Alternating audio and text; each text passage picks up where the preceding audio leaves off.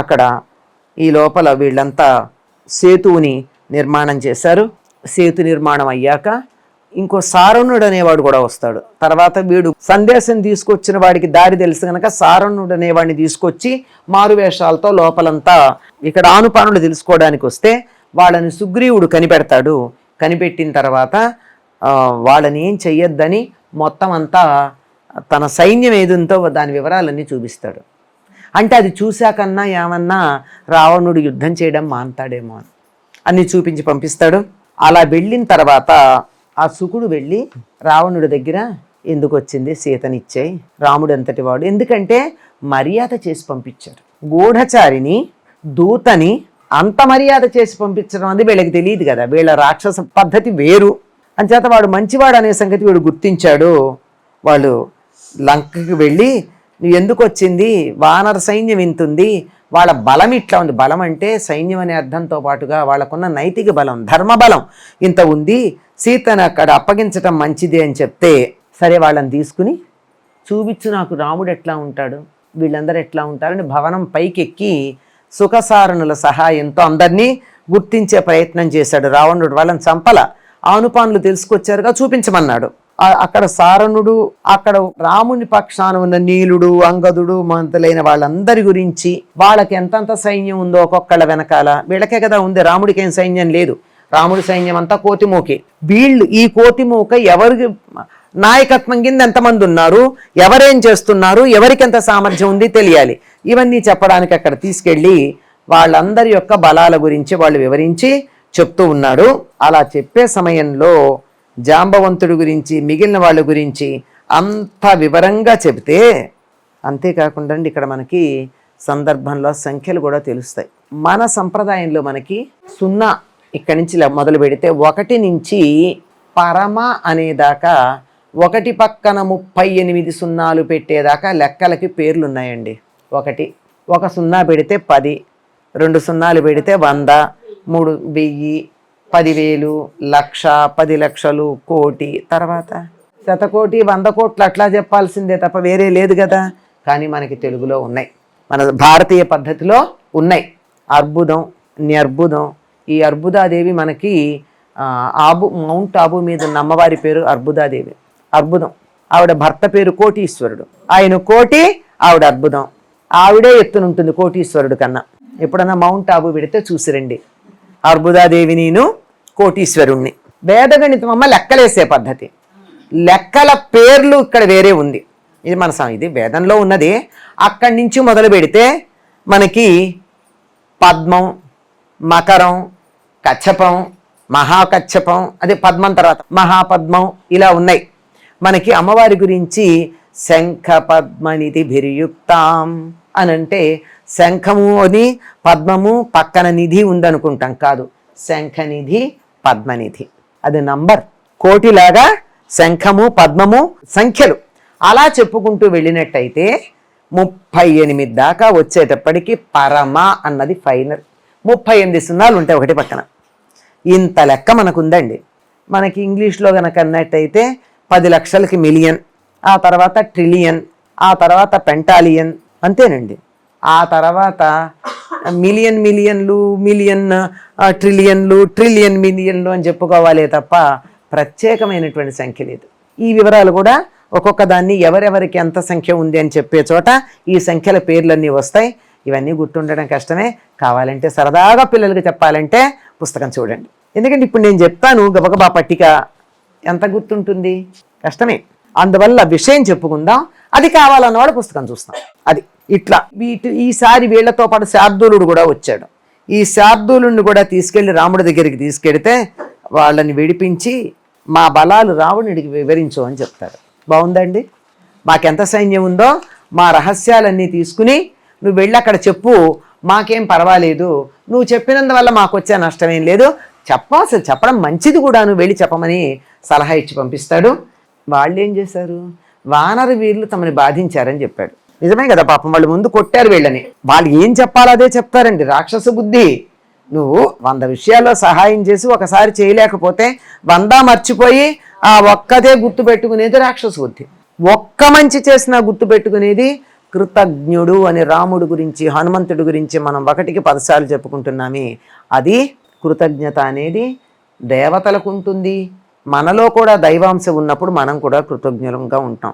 మనలో దైవం ఉండాలంటే ఏం చేయక్కర్లేదండి. ఆ దైవీ గుణాలు ఏవైతే ఉన్నాయో వాటిని మనలో పెంపొందించుకుంటాం. మనమే దైవం. చాలా కష్టం చెప్పడం. ఎంత తేలికో ఏదైనా సరే తేలిగ్గా చెప్పింది ఆచరించడం చాలా కష్టం అండి. కష్టంగా చెప్పింది ఆచరించడం తేలిక. చాలా కష్టంగా ఉంటుంది. ఇక లాభం లేదు, వాళ్ళంతా యుద్ధానికి సిద్ధంగా ఉన్నారని చెప్పేటప్పటికీ రావణుడికి ఒక రకమైన ఆదుర్దా కలిగింది. చూస్తూ ఉంటాం కదా, ఏం చేయాలో తెలియక రెస్ట్లెస్ అయిపోతూ ఉంటారు. దానికి సీతను వశపరి చేసుకుందాం. ఇక రాముడు రాడు, సీత తన వశమైందంటే సీతను ఎలా వశపరుచుకోవాలి అంటే రాముడు చనిపోయాడని చెప్పాలి. రాముడు లేడు గనక సీత తనకు వశం అవుతుందని ఈ పిచ్చివాడి ఆశ. అంతే కదా. ప్రహస్తుడెళ్ళి రాముడు హతుడైపోయాడని సీతకి చెప్తాడు, రాముడు చనిపోయాడని. విద్యుజ్జిహుడి ద్వారా రాముడి మాయా శిరస్సుని, రాముడి ధనుస్సు లాంటి ధనుస్సుని తీసుకొచ్చి చూపించి సీతాదేవిని భయపెట్టే ప్రయత్నం చేస్తాడు. చేస్తే సీత చాలా బాధపడుతుంది, ఏడుస్తుంది. అంటే రాముడు లేకపోతే తను వసురాలవుతానంటే తన క్యారెక్టర్ మీద రావణుడికి ఎంత చులకన అభిప్రాయం ఉంటే మాట్లాడతాడండి అట్లా. భర్త లేకపోతే కనపడ్డ వాళ్ళందరిని అంగీకరిస్తారు ఆడవాళ్ళు. తన చెల్లెలు శూర్పణఖ లాంటిది అనుకున్నాడా సీతని? ఎంత దుర్మార్గం, ఎంత అలా మన గురించి ఇతరులు చులకనగా భావించటమే పెద్ద ఇన్సల్ట్ అండి, అంతకన్నా ఇంకేం లేదు. దాంతో చాలా బాధపడుతూ ఉంటే అక్కడికి విభీషణుడి భార్య అయిన సరమ వస్తుంది.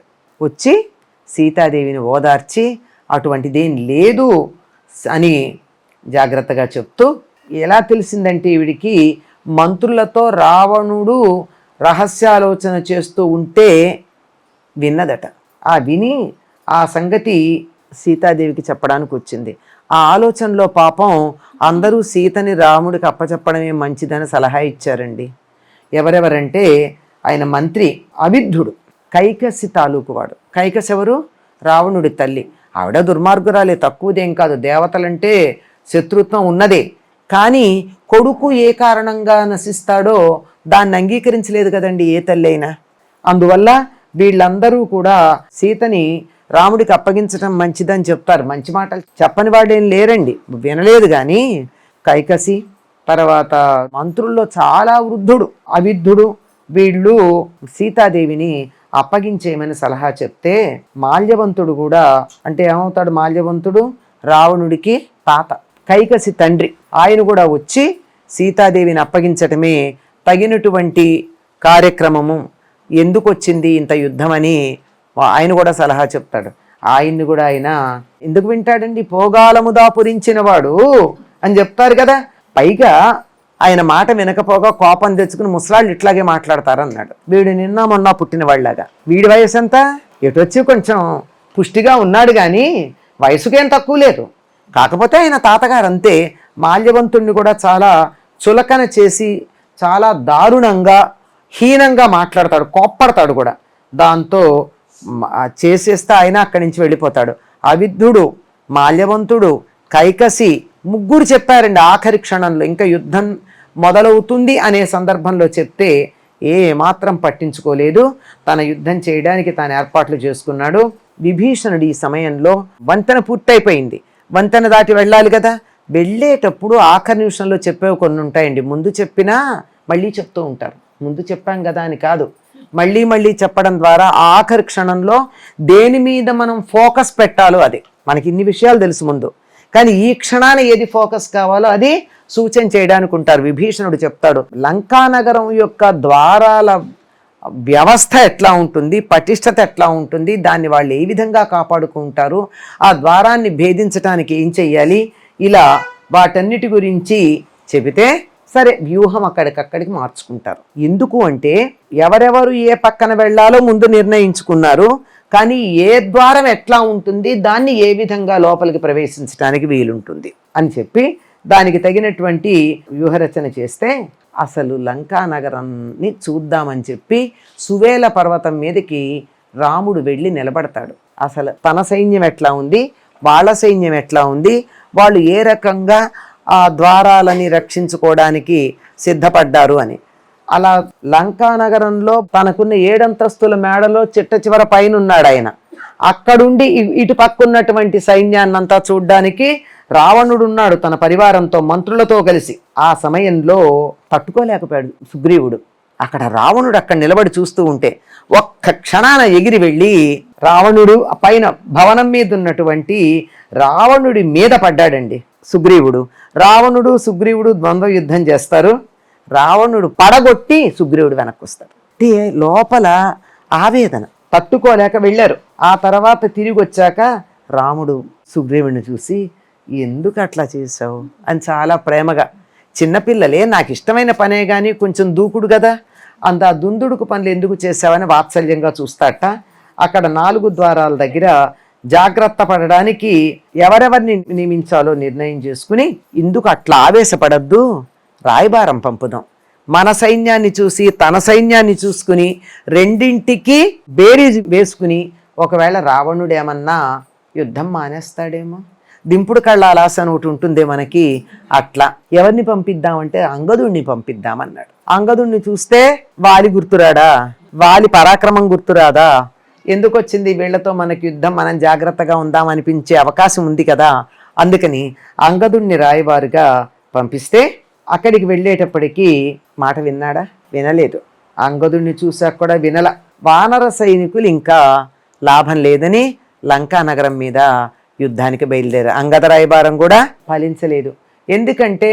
ఎందుకు రాయబారానికి పంపిస్తారండి, యుద్ధానికి సిద్ధమై కూడా రాయబారానికి ఎందుకు పంపిస్తారు అంటే, ఒకవేళ యుద్ధమే జరిగినా మా పక్షం నుండి ఎక్కడా తప్పు లేదు, మేము ఈ క్షణానైనా యుద్ధం మానడానికి సిద్ధంగా ఉన్నాం, అటు నుండి యుద్ధం వచ్చింది, వాళ్ళు రెచ్చగొడితే చేశాం, మేము ఎప్పుడూ శాంతి కాముకులమే అని చెప్పి లోకానికి ప్రకటించటానికి రాయబారానికి పంపిస్తారు. రాయబారానికి వెళ్ళారు అంటే ఎప్పుడైనా సరే రాయబారానికి పంపించినటువంటి వాళ్ళు యుద్ధాన్ని విరమించటానికి సిద్ధంగా ఉన్నట్టు. అందుకని పంపించాడు. లాభం ఏముందండి, వినే ఉద్దేశంలో లేనటువంటి వాడు చెవిటివాడి దగ్గర శంఖం బుద్ధితే మాత్రం వినపడుతుందా? అక్కడి నుంచి ఇంద్రజిత్తు మొదలైనటువంటి వాళ్ళందరూ కూడా యుద్ధానికి బయలుదేరతారు. వానర యోధులే యుద్ధం మొదలు పెడతారు. ఎందుకంటే లంకలో ఉన్న వాళ్ళు సేఫ్, వీళ్ళు వెడితే వెళ్ళడం అన్నదే యుద్ధానికి మొదలుపెట్టినట్టు, వీళ్ళు వెళ్ళడమే వాళ్ళకి వీళ్ళకి మధ్య బ్రహ్మాండమైనటువంటి యుద్ధం జరుగుతోంది. ఆ మొదటి రోజు యుద్ధంలోనే ప్రజంఘుడు మొదలైన రాక్షస వీరులందరూ చనిపోయారు. ఆ తర్వాత రాత్రిపూట కూడా రాక్షస వీరులు యుద్ధం చేశారు, మాయా యుద్ధం. న్యాయంగా చేయకూడదు కదా రాత్రిపూట, కానీ రాక్షసులు ఈ వానర వీరుల మీద రాత్రే దాడి చేస్తే వీళ్ళు కూడా యుద్ధం చేశారు ఆ చీకట్లోనే. ఎందుకంటే కోతులకు కూడా బాగా కనపడుతుందండి, రాత్రిపూట కనపడకపోవడం ఉండదు, మనకు కనపడదు కానీ కోతులకు కూడా చీకట్లో కూడా చూడగలిగినటువంటి శక్తి ఉంటుంది. అంచేత రాత్రిపూట యుద్ధం జరిగింది. అంగదుడు ఇంద్రజిత్తుని ఓడించాడు యుద్ధంలో. లెక్కలు చూసుకోండి, రావణుడు సుగ్రీవుడు, రావణుడి కొడుకు ఇంద్రజిత్తు, సుగ్రీవుడు కొడుకు అంగదుడు. అంటే కొడుకుల్ని కొడుకులు, తండ్రుల్ని తండ్రులు. ఇక్కడ యుద్ధానికి పెట్టింది కూడా ఉత్తర దిక్కున రావణుడు ఉంటాడు గనక రాముడు. అట్లా ఎక్కడికెక్కడ ఎవరు ఉంటారో ఆ ప్రకారం పెట్టడం జరిగింది. దాంతో ఇంద్రజిత్తు ఓడిపోయేటప్పటికీ ఇంద్రజిత్తు ఏం చేస్తాడు, నాగాస్త్రంతో రాముణ్ణి లక్ష్మణుణ్ణి ఇద్దరిని కూడా బంధిస్తాడు. నాగాస్త్రంతో బంధించబడ్డారు, చనిపోలా. అప్పుడు వీళ్ళని బంధించేసి ఇంద్రజిత్తు మాయా యుద్ధం చేశాడు. ఇంతకు ముందేమో కనపడకుండా చేశాడు, రాత్రిపూట చేశారు, ఇప్పుడు మాయా యుద్ధం. వీళ్ళు చక్కగా ఓపెన్గా ఎవరికి వాళ్ళు ఎదురుబడి ఎవరి బలం ఎంత అని బాహాబాహి కచాకచి ముష్టా ముష్టి కొట్టుకుంటూ ఉంటే ఇంద్రజిత్తు మాత్రం కనపడకుండా ఆకాశంలో ఉండి అస్త్రాలని ప్రయోగించటం మొదలుపెట్టాడు. దాంతో రామలక్ష్మణులా నాగాస్త్రంతో బంధించబడ్డారు. ఇంద్రజిత్తేమో ఆకాశంలో ఉండి అదృశ్యంగా బాణాలు వేస్తున్నాడు. ఏం చేయాలో తెలియక వీళ్ళందరూ కూడా ఇంద్రజిత్తు ఎక్కడున్నాడా అని వెతుక్కోవడానికి బయలుదేరారు. ముందర ఇంద్రజిత్తు ఉనికి తెలుసుకోవడానికి ప్రయత్నం చేశారు. ఎందుకంటే వాడి మీద బాణం వేయాలంటే ఎక్కడున్నాడో తెలియాలిగా. ఆకాశంలో ఇక్కడున్నాడా, ఆ పక్కన ఉన్నాడు, ఇక్కడున్నాడా, అక్కడ ఉన్నాడా, వీడు వేసేటటువంటి తాను కనపడకుండా ఉండి కదా బాణాలు వేస్తున్నాడు. అందువల్ల వెతుకుతూ ఉండి ఈ లోపల రామలక్ష్మణులిద్దరూ నాగాస్త్రంతో బంధించబడి చేష్టలు లేకుండా అలా మొద్దుల్లాగా పడున్నారు. అది చూసేటప్పటికీ బాధపడుతూ ఉన్నారు. అప్పుడు పాపం వాళ్ళందరూ ఈ రామలక్ష్మణులు ఇద్దరూ చనిపోయారనుకుని ఇంద్రజిత్తు రాక్షసులని బాగా ప్రోత్సహిస్తున్నట్ట. రామలక్ష్మణులు చనిపోయారు, విజృంభించండి, వానర వీరులు ఎవరూ లేకుండా అందరినీ చంపేయండి, ఒక్కడ కనపడకుండా చేయండి. ఎందుకంటే నాయకుడు లేకపోతే సైన్యం వేగంగా యుద్ధం చేయదు. నాయకుడు పోయాడంటే ఎవరి కోసం తాము యుద్ధం చేస్తున్నారో ఆ నాయకుడు లేకపోయాక ఎవరి కోసం చేయాలి? ఆ తర్వాత ఏమవుతుంది? వీళ్ళల్లో వీళ్ళు కొట్టుకుని చేస్తారు ఎవరి నాయకుడు అని. అంచేత నాయకుడు పోయాక అసలు యుద్ధం ఉండదు. పైగా ఎట్లా చెయ్యాలో మొదలైనటువంటివన్నీ చెప్పేవాడు నాయకుడే. వ్యూహరచనే ఉండదు, ఏమీ ఉండదు. ఏం చేయాలో తెలియక యుద్ధం చేయాలని చాలా కంగారు పడుతూ ఉంటే ఇంద్రజిత్ లంకకెళ్ళి రామలక్ష్మణులు చనిపోయారు అంటే రావణుడు చాలా సంతోషించి, నువ్వురా నా కొడుకువి, కొడుకు అంటే ఇది, చంపావు కదా, నా కోరిక తీర్చావని సంతోషంగా ఉన్నట్ట. ఆ సమయంలో రావణుడు ఆదేశిస్తే త్రిజట మొదలైన రాక్షస స్త్రీలు సీతాదేవిని పుష్పక విమానం మీద తీసుకుని యుద్ధరంగానికి వెళ్ళారు.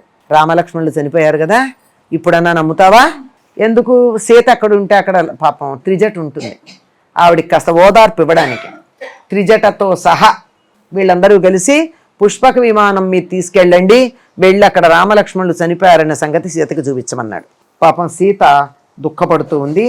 ఆ నాగాస్త్రం చేత బంధించబడినటువంటి వాళ్ళు అలా కదలిక లేకుండా ముద్దుల్లాగా పడున్న వాళ్ళని చూసి సీతాదేవి దుఃఖపడుతూ ఉంటే త్రిజట అంటుంది, నువ్వేం బాధపడకు, నువ్వు పుష్పక విమానంలో కూర్చున్నావంటే రామలక్ష్మణుడు బతికున్నారని అర్థం. వాళ్ళ ముఖంలో కళాకాంతులు పోల, ముందర వాళ్ళని చూడు, తర్వాత నువ్వు ఇలా వచ్చావు అంటే వాళ్ళు బాగున్నారని ఎట్లా తెలుస్తోంది అంటే భర్త పోయిన స్త్రీని పుష్పక విమానం ఎక్కించుకోదు. నువ్విక్కడ కూర్చున్నావు గనక రాముడు సజీవంగా ఉన్నాడు, నువ్వు దాని గురించి దుఃఖపడద్దు అని చెప్పి త్రిజట సీతాదేవిని ఓదార్స్తుంది. అప్పుడు ఈ సమయంలో రాముడికి కాస్త స్పృహ వస్తుంది, పక్కన లక్ష్మణుడు ఇంకా స్పృహలోకి రాల. ఇద్దరి శక్తుల్లో ఉన్న తేడా చూడండి. చాలా బాధపడుతూ మీ ఇళ్ళకి వెళ్ళిపోండి, యుద్ధం అక్కర్లేదు, లక్ష్మణుడు లేకపోతే నీ లేనట్టే, నే లేకపోయాక ఇంకా నాయకుడే లేడు, మీరు యుద్ధం చేయాల్సిన పని లేదు అని చెప్పి రాముడికి విరక్తి కలిగింది. లక్ష్మణుడు లేకపోతే, లక్ష్మణుడు మీద ఎంత ప్రేమో చూడండి. లక్ష్మణుడు లేకపోయాక తను బతికి వృధా అనుకున్నాడు రాముడు, సీతని పొందడం కూడా అక్కర్లేదు అనుకున్నాడు. విభీషణుణ్ణి చూసి వీళ్ళు ఒక్కసారి ఇంద్రజిత్తు మళ్ళీ వచ్చాడని కంగారు పడిపోయారు అందరూ. కంగారు పడిపోతే ఆయన అంటాడు, జాంబవంతుడు వాళ్ళని ఆపి, మీకేమీ పర్వాలేదు, రామలక్ష్మణులు ఏమీ అవలేదు, ఇక్కడ ఉన్నటువంటి వాడు విభీషణుడే, కొంచెం రాక్షస రూపమే కదా విభీషణుడే, మీరేం కంగారు పడకండి అని ఓదారుస్తూ ఉంటే గరుత్మంతుడు వచ్చాడు అక్కడికి. గరుత్మంతుడు రాగానే రెక్కలు ఇలా అల్లార్చంగానే నాగపాశాలు విడిపోయినాయి, వాళ్ళిద్దరూ మళ్ళీ విముక్తమయ్యారు, లేచారు. కోలాహల ధ్వనులు విని రాముడి పక్షంలో యుద్ధం చేసే వాళ్ళంతా సంతోషించారు. ఇది చూసి ఎందుకు వాళ్ళల్లా ఉత్సాహంగా ఉన్నారు రామలక్ష్మణులు చనిపోయిన తర్వాత కూడా అని అంటే కంగారు పడిపోయాడు ఎవరు? రావణుడు వారి పక్షం వాళ్ళు పడిపోతే వాళ్ళకి రాక్షసులకి రాముడి పక్షం ఉత్సాహంగా ఉంది అనేటప్పటికీ వాళ్ళ కంగారు వచ్చింది. సరే ఏదో జరిగి ఉంటుంది అని చెప్పి ధూమ్రాక్షుడు అనేటటువంటి వాడు యుద్ధానికి బయలుదేరాడు. ఒక్కొక్కరిని పంపించాడు, వీడు రాడండి, వీడు సేఫ్, చస్తే సైన్యం చావాలి, వీడు మాత్రం హాయిగా ఉండాలి, అదండి లెక్క. వీళ్ళ మధ్య బాగా యుద్ధం జరిగింది. ఈ ధూమ్రాక్షుణ్ణి హనుమంతుడు చంపేశాడు, అయిపోయింది. వజ్రదంష్ట్రుడు అనేటటువంటి రాక్షసుడి చేతిలో అనేక మంది వానరులు చనిపోయారు, అంగదుడి వల్ల రాక్షసులు చనిపోయాడు.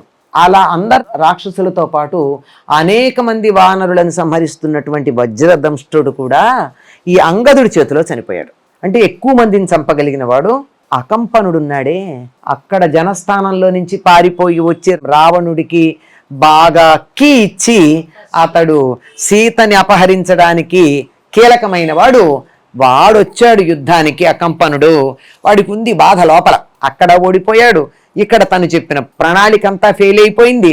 ఇంకా దాంతో అకంపనుడు వచ్చాడు యుద్ధంలో, అకంపనుడు కూడా చనిపోయాడు. ఇక్కడ మీరు ఒకటి గుర్తుపెట్టుకోవాలి, అకంపనుడు వచ్చాడు అంటే వాడు ఒకడు వచ్చాడని కాదు అర్థం, వాడి సైన్యం వస్తుంది. ఎవరు ఒక్కొక్కడు వచ్చాడంటే ఆ సేనానాయకుడు వచ్చాడంటే సేనానాయకుడు వెనకాల ఆయనకున్న సైన్యం అంతా వచ్చింది. వీళ్ళకి వాళ్ళకి యుద్ధం జరిగింది.